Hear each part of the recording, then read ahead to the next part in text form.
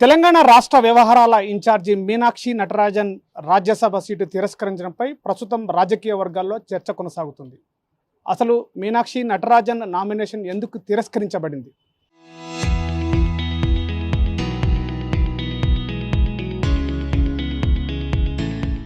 ప్రస్తుతం మనతో మాట్లాడడానికి రాష్ట్ర మంత్రి వాకిటి శ్రీహరి గారు ఉన్నారు. వారితో మాట్లాడే ప్రయత్నం చేద్దాం. సార్, ఎట్లా చూస్తారు నామినేషన్ తిరస్కరించడం? ఒకవైపు బీజేపీ కుట్రాన్ని మీరు ముందే చెప్తున్నారు, వాదిస్తున్నారు. అసలు ఈ నామినేషన్ తిరస్కరించడం పైన ఏంటి? దీనిలో మనం పెద్ద చర్చించడానికి ఏం లేదు. నాకు తెలిసిన కాడికి ఓటు చోరీ, సీటు చోరీ అలవాటైంది. ఏ విధంగానైనా సరే రాజకీయ పరంగా అధికారం రావడానికి చెయ్యని ప్రయత్నం అంటూ లేదు. గతంలో అదే మాదిరిగా చేశారు. ఎన్ని రాష్ట్రాలల్లో సంఖ్యాబలం లేకున్నా కూడా అధికారాన్ని చేయించుకోవడానికి సర్వ ప్రయత్నాలు చేసి ఏ విధంగా అయితే అధికారంలోకి వచ్చారో మరోమారు రుజువు చేసుకున్నారు. అంతే. ప్రజాస్వామ్యాన్ని కూని చేయటం, మనం రాసుకున్న రాజ్యాంగాన్ని కూని చేయడం అనేది మరొకసారి రుజువైంది. సంఖ్యాబలం లేదు, ఆ లేకున్నా కూడా వారిని ఇప్పుడు వారికి తెలుసు ఏదో రకం మేము గెలవాలనేటువంటి కుట్రపూరితమైన ఆలోచన మనసులో ఉంది కాబట్టే వాళ్ళు నామినేషన్ వేశారు. లేకపోతే జనరల్గా ఏ పార్టీ అయినా సంఖ్యాబలం లేకపోతే సరి సమానంగా ఉన్న ఒకటి రెండు అటు ఇటు ఉన్నా కూడా వేస్తాం నామినేషన్లు. సంఖ్యనే లేకుండా నామినేషన్ వేయడం అంటే దాని ఉద్దేశం ఏంటంటే ఏదో రకంగా గెలవాలి, ఈ సీటుని చేజిక్కించుకోవాలనే ఒక వారి దుర్బుద్ధి ఆలోచన విధానం అట్లా ఉంది కాబట్టి అది సాధ్యమైంది. మీనాక్షి నటరాజన్ గారు ఈరోజు మాకంతా మార్గదర్శకురాలు. ఆమె పార్టీలో ఏ విధంగా మలుచుకోవాలి, నడుచుకోవాలి, డౌన్ టు అర్త్ కార్యకర్తల దగ్గర ఎట్లా మమేకమై ఉండాలి, పార్టీ సిద్ధాంతాలు ఏంటివి, పార్టీకి ఎట్లా కట్టుబడి ఉండాలి, ఇవన్నీ కూడా ఆమెతో చూసుకొని చాలా మంది నేర్చుకునేటువంటి పరిస్థితి ఈరోజు ఉన్నది. ఈరోజు ఆమె గతంలో ఒకసారి ఎంపీ కూడా చేసింది అనుకుంటా నేను. సెక్రటరీ, ఈరోజు ఆమె మాకు ఇన్ఛార్జ్ సెక్రటరీ. ఆమె జీవన విధానం చూడండి. ఆమె ఎవరికి లిఫ్ట్ కూడా అడగదు, ఫ్లైట్లలో కూడా పోదు, ట్రైన్లలో పోతుంది, జనరల్ కంపార్ట్మెంట్లలో. ఏ మెసేజ్ ఇస్తూ ఉంది భారతీయ జనతా పార్టీ అంటే? ఈ విధంగా కాదు, ఆయుష్యంగా లగ్జరియస్గా బతికిన వాళ్ళకి మాత్రమే ఎంపీ సీట్లు, రాజ్యసభ సీట్లు, ఇట్లా వాళ్ళే ఎలిజిబుల్, ఇటువంటి నీతిగా బతికిన వాళ్ళకి ఎలిజిబుల్ కాదనేది కానీ మెసేజ్ ఇవ్వాలనుకుంటుందేమో రాబోయే తరాలకు భారతీయ జనతా పార్టీ. అంత తదనుగుణంగానే ఒక మహిళని కూడా చూడకుండా ఆలోచన చూడండి ఒక్కసారి. నంబరింగ్ లేదు వాళ్ళ దగ్గర. వాళ్ళు ఈరోజు నామినేషన్ రెడీ పెట్టుకొని కుట్రపూరితమైనటువంటి ఈ చిన్న కారణం, ఇది కారణం కూడా కాదు, అందుకే సుప్రీంకోర్టు కూడా వెళ్ళాం. ఇది కారణం కూడా కాదు.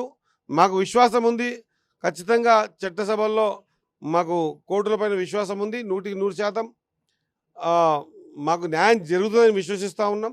కాబట్టి ఎక్కడ కూడా ప్రజాస్వామ్యాన్ని కూని చేయొద్దు. రాజకీయాలు సరే ఉంటాయి, ఎవరి పార్టీలు వారికి ఉంటాయి. రాజకీయాలలో మీరు చేసిన అభివృద్ధో లేకపోతే మేము చేసిన అభివృద్ధో, మేము మా మీద విశ్వాసమో మీ మీద విశ్వాసం కలిగించుకొని ఓటేపించుకొని, నేనంటున్నా లాస్ట్కి మీరు ఎంత నిర్ణయాలు చేయండి, మంచి మంచి వ్యవస్థలే కూలిపోయినాయి. రాజకీయం పదవులు, ఈ అహంకారాలు, ఈ మీరు తీసుకునేటువంటి నిర్ణయాలు శాశ్వతం కాదు, ఎవరికి శాశ్వతం కాదు. కాబట్టి నాకు తెలిసినటువంటి నిర్ణయం మీరు చేశారు, అధికారం మీ చేతిలో ఉందని కుట్రపూరితంగా. నాకు తెలిసి ప్రజాక్షేత్రంలో ప్రజలే నిర్ణయాతలు. రేపొద్దుగాల ప్రజల ముందు నిలబడ్డప్పుడు వాళ్ళు తీసుకునే నిర్ణయమే శిరోధార్యంగా భావిస్తాం. ఖచ్చితంగా ముమ్మాటికి ఇది కుట్రపూరితమైనటువంటి చర్యనే. మీనాక్షి నటరాజన్ గారిని 100% వాంటెడ్లీ రానియొద్దు పెద్దల సభలో అనేటువంటి ఉద్దేశంతోనూ తీసుకున్న నిర్ణయం ఇది. ఆమె రావడం వల్ల ఆమె వాగ్దాటికో లేకుంటే ఆమె చేస్తున్న పనులకు, ఆమె వేసే ప్రశ్నలకు నిలబడలేరు, నిలదొక్కలేరు. కాబట్టి వాళ్ళు ఆమె రానియకుండా కుట్రపూరితంగా ఆపాలనే ఉద్దేశంతో తీసుకున్న కార్యక్రమం దానికి ఈ తోడైందని నేను అనుకుంటా ఉన్నా. కాబట్టి నాకు తెలిసిన కాడికి ప్రజాక్షేత్రంలో ప్రజలు నిర్ణేతలు, వాళ్ళు నిర్ణయం ఏమిస్తే అది అందరూ శిరస వహించాల్సిన అవసరం ఉంది. ఈ విధంగా రాజ్యాంగాన్ని కూలీ చేసేటువంటి వ్యవస్థ చాలా రోజులు నడవదు. ప్రజలు విఘ్నులు. సరైన సమయంలో ఏ నిర్ణయం తీసుకోవాలో నిర్ణయం తీసుకుంటారని విశ్వసిస్తాను. అంటే ప్రధానంగా మీనాక్షి నటరాజన్ యొక్క రాజ్యసభ సీటు తిరస్కరించడానికి ఒక మహిళ వేసినటువంటి కేసే ఈ కేసు వల్లనే తిరస్కరించబడిందని చెప్తున్నారు. ఆనాటి వాకిటి శ్రీహరి డీసీసీ అధ్యక్షులు, ఇప్పుడు నేటి మంత్రి, ఆ మహిళ మీతో బాధ చెప్పుకుంది అని చెప్పేసి మహిళ పదే పదే చెప్తుంది. అసలు ఆ మహిళ మీకేం చెప్పింది? ఆమె చెప్పినటువంటి విషయాలు, తనకు జరిగిన అన్యాయ విషయాలు, పార్టీలో ఒక డిసిషన్ తీసుకున్నాం. ఆ రోజు శివకుమార్ రెడ్డి గారు జిల్లా అధ్యక్షులు ఉండే, అధ్యక్ష పదవి నుంచి తొలగించినాం. ఆ తర్వాత ఇంకా ఆమెకి న్యాయం జరగలేదని పోరాటం చేస్తూ ఉంటే పార్టీ డిసిషన్ తీసుకొని ఆయన 2 సార్లు, ఒకసారి 2000 ఓట్లతో ఓడిపోయాడు, ఇంకోసారి ఇండిపెండెంట్ వేస్తే 63,000 ఓట్లు ఏదో వచ్చినాయి ఆయనకు. అటువంటి వ్యక్తి అయినా కూడా పార్టీ ఈరోజు టికెట్ ఇవ్వకుండా దూరం పెట్టింది అన్నప్పుడు ఖచ్చితంగా పార్టీ నిర్ణయాలు తీసుకున్నట్టే కదా. నిర్ణయాలు తీసుకోవడం అంటే ఏంది, మన చేతిలో ఉంటుందా? మేము ఏమైనా జిల్లా అధ్యక్షులు అయినంత మాత్రాన మీరు వచ్చి చెప్పగానే వాళ్ళని కాళ్ళు చేతులు కట్టేసి బండ్లు వేసుకైతే పోం కదా. అది చేయాల్సింది పోలీస్ డిపార్ట్మెంటు లేకుంటే కోర్టు డిసిషన్ కదా. మనం ఏం చేస్తామనేది చేసాం. మనము ఆ రోజు జిల్లా అధ్యక్ష పదవి నుంచి పక్క పెట్టాం, తర్వాత టికెట్ కూడా ఇవ్వకుండా పార్టీ నిర్ణయం తీసుకున్నది. ఆ తర్వాత వీళ్ళు కోర్టుకు అప్రోచ్ అయ్యారు. కోర్టులో ఉన్న మ్యాటర్ కోర్టులో ఉన్నప్పుడు మీరు నేను మాట్లాడకూడదు కదా. ఆ కోర్టు డిసిషన్ ఏమేస్తే అది దానికి మనం అంతా శిరస వహించాల్సిన అవసరం ఉంది. కాబట్టి కోర్టుల మీద పూర్తి విశ్వాసం ఉంది, చట్టం మీద విశ్వాసం ఉంది. కాబట్టి ఈ చిన్న కారణం చూపించి ఎక్కడ కూడా రాజ్యసభ సీటు తిరస్కరణ చేయకూడదు. నాకు తెలిసి ఇది కారణమే కాని కారణాన్ని చూపించి వాళ్ళు దుర్బుద్ధితో చట్టసభల్లోకి రాదు అనేటువంటి ఆ ఆలోచనతో తీసుకున్న నిర్ణయం అని నేను ప్రగాఢంగా విశ్వసిస్తా. ఖచ్చితంగా ఒక రోల్ మోడల్ అయినటువంటి మీనాక్షి నటరాజన్ గారిని రాజ్యసభకు రానివ్వకూడదనేటువంటి వాళ్ళ ప్రయత్నం మరొక్కసారి సక్సెస్ అయిందని వాళ్ళు సంతోషపడతా ఉన్నారు. కానీ మాకు చట్టాల మీద నమ్మకం ఉంది, ఖచ్చితంగా కోర్టు మీద నమ్మకం ఉంది. సుప్రీంకోర్టులో మా ఫేవర్లో వస్తుందని మేము అనుకుంటా ఉన్నాం. పోతే ఈ విధంగా చట్టాన్ని దుర్వినియోగపరచుకోవద్దనేదే మా బాధ. ఇదే అప్పీల్ చేస్తాం, ఎండగడతాం, ఖచ్చితంగా గ్రామాన తెలియజేస్తాం. ఆ రోజు రాహుల్ గాంధీ గారిని కూడా ఇంకా డిసిషన్ రాకనే ముందే ఇంట్లోకించి బయటికి వెళ్ళగొట్టించి పంపించేటువంటి సందర్భాలు చూసాం. ఈ దేశంలో ప్రజాస్వామ్యం ఎక్కడ పోతుందో అర్థమైతలేదు. ఈరోజు మీనాక్షి నటరాజన్ కానీ రాని ప్రయత్నం చూస్తూ ఉన్నాం. ప్రజలు విఘ్నులు. ఒకసారి వాళ్ళు డిసిషన్ తీసుకుంటే వాళ్ళ డిసిషన్ మీద ఖచ్చితంగా రేపు రాబోయే రోజుల్లో నిర్ణయాలు ఉంటాయని తెలియజేస్తూ, ఖచ్చితంగా ఎవరమైనా సరే మనం రాసుకున్న రాజ్యాంగానికి కట్టుబడి పనిచేయాల్సిన అవసరం ఉంది. రాజ్యాంగమే శాశ్వతం, ప్రజల నిర్ణయమే శాశ్వతం నేను పూర్తిగా విశ్వసిస్తాను.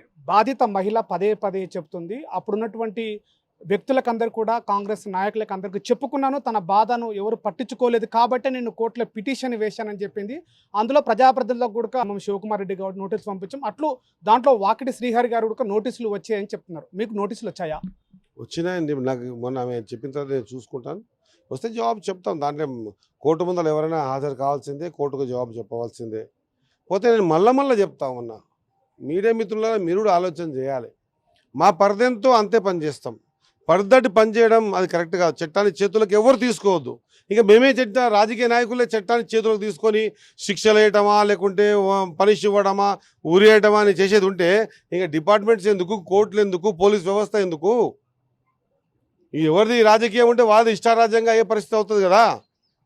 మా పరిధిలో రాజకీయ పరంగా మా దానికి వచ్చినప్పుడు మేము నిర్ణయాలు తీసుకున్నాం. తార్కాణ ముందర కనిపిస్తూ ఉంది కదా. జిల్లా అధ్యక్షుని పదవికి పక్క పెట్టాం, మరి నిర్ణయం తీసుకునేది కాదా? ఆ తర్వాత టికెట్ కూడా ఆయనకు ఖచ్చితంగా ఈ అలిగేషన్ ఉంది కాబట్టి టికెట్ వద్దనుకున్నాం, అది నిర్ణయం తీసుకోవడం కాదా? ఆ తర్వాత వాళ్ళు కోర్టుకు పోయారు కాబట్టి కోర్టులో ఏం డిసిషన్ ఇస్తే ఆ డిసిషన్ కోసం వెయిట్ చేసి చూడాల్సినటువంటి ఆ కనీస ధర్మం మాకు లేదా? చట్టాన్ని నమ్ముతాం కాబట్టి చట్టం పట్ల ఆ విశ్వాసం ఉంది, చట్టం పట్ల నమ్మకం ఉంది. మనం ఏర్పాటు చేసుకున్న చట్టాలు, అంబేద్కర్ రాజ్యాంగం రచించిన చట్టాలు దాని ప్రకారం నడుచుకోవాల్సి వస్తుంది. దాని ప్రకారంగానే ముందుకు పోతా ఉన్నాం. ఎక్కడ కూడా నిర్ణయాలు తీసుకోలేదు అనే మాట అవాస్తవం. నిర్ణయాలు తీసుకున్నామనడానికి రుజువు మా దగ్గర ఉంది. జిల్లా అధ్యక్ష పదవి తొలగించడం, టికెట్ ఇవ్వకపోవడం అనేది కూడా ఆ నిర్ణయాలు పార్టీ తీసుకున్న నిర్ణయాలు అనే విషయాన్ని తెలియజేస్తాం మీడియా ద్వారా. మరొకసారి బాధిత మహిళ చెప్తుంది, నేను బీసీ మహిళను కాబట్టే నన్ను పట్టించుకోవట్లేదు, ఇంతగానం కాంగ్రెస్ పార్టీలో నన్ను సస్పెండ్ చేయలేదు, కానీ నాకు ఎలాంటి పిలుపు రావట్లేదు, అతన్ని కూడా సస్పెండ్ చేసినట్టు ఇక్కడ ఆధారాలు చూపించట్లేదు కాంగ్రెస్ పార్టీ నాయకులు అని చెప్పేసి పదే పదే అడుగుతుంది. ఇప్పుడు వాస్తవం చెప్పాలంటే ఇప్పుడు తన నోటితోనే నన్ను సస్పెండ్ చేయలేదు కానీ పిలుస్తలేరని ఎవరు పిలవాలి? మీకు ఉన్న పోస్ట్ ఏంది? అది ఇప్పుడు మా జిల్లా కన్సర్న్ ఉందా ఏమన్నా?